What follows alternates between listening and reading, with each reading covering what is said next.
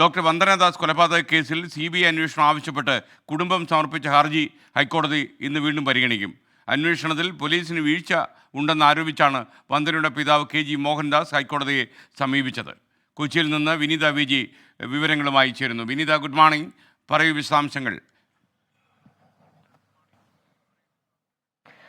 Good morning S K. ഈ case ഇന്ന് രാവിലെയോടുകൂടി പരിഗണിക്കുമെന്നാണ് അറിയാൻ കഴിയുന്നത്. ജസ്റ്റിസ് ബിച്ചു കുര്യൻ തോമസിന്റെ ബെഞ്ചാണ് ഈ ഹർജി പരിഗണിക്കുക. ഹർജിയിന്മേൽ വിശദമായിട്ടുള്ള വാദം ഇന്ന് ഹൈക്കോടതിയിൽ ഉണ്ടാകും.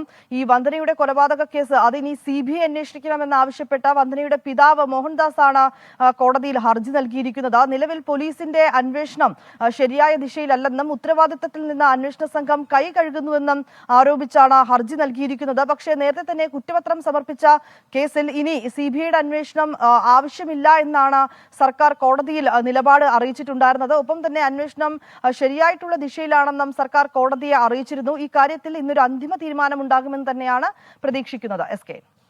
Okay, thank you Vineetha VG. Sudha Viswan പറയുന്നു, ഇന്നലെ പ്രധാനമന്ത്രി വന്നതുമായി നടത്തിയ വാർത്തകൾ വായിക്കുമ്പോൾ വന്ന കമൻറ്റുകൾ മലയാളികളുടെ സംസ്കാരത്തിന് ചേരാത്തതായിരുന്നു.